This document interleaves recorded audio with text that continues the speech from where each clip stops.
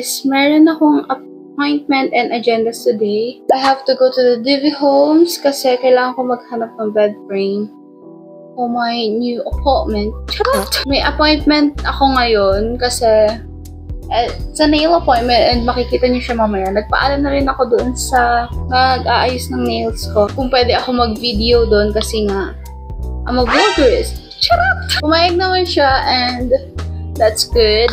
I'm using the Bella Sun Expert whitening sunscreen. Kailangan ko tong dalhin kasama ko sa akin kasi ayokong magkaroon ng problem sa face ko. Get ready with me kasi I'm getting my nails appointment kasi talagang gusto ko nang humaba yung nails ko pero hindi ko magawa dahil nga gigitara ako. Nililinis ako lagi ng bahay. Tapos very aggressive ako sa nails ko kaya lagi ako napuputulan ng nails. Pero this time kasi gusto ko na talaga maayos yung nails ko. Gusto ko nang maganda. Gusto ko magmukhang babae yung kamay ko. Kasi talaga mukhang lalaki yung nails ko, be. Like, ew. Ngayon is that nag-get ready lang ako. Very minimal lang yung magiging ano ko ngayon kasi nag-treat ako ngayon ng mga pimples ko. Mga makukulit na pimples. Hindi ko sila matanggal. I got this sponge from my cousin. Here's the other one.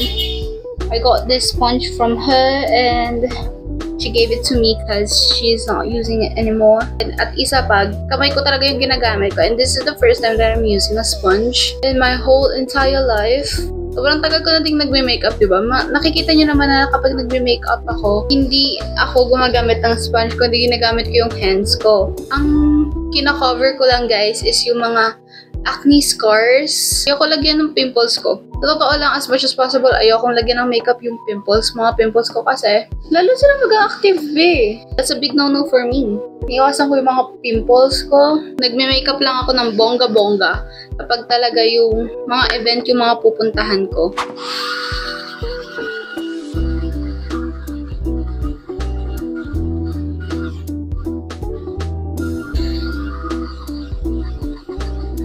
So this is me. Nagpa-straight muna ako ng hair ko. Pina-straight ko siya. And this is my outfit. Look at the back. Sobrang ganda. Let's go na sa nail appointment. Sheesh!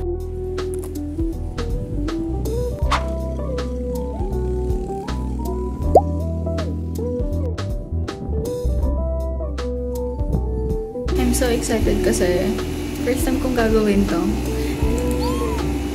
Baka gusto ko siyang gawin monthly kasi gusto ko talagang humaba yung nails ko.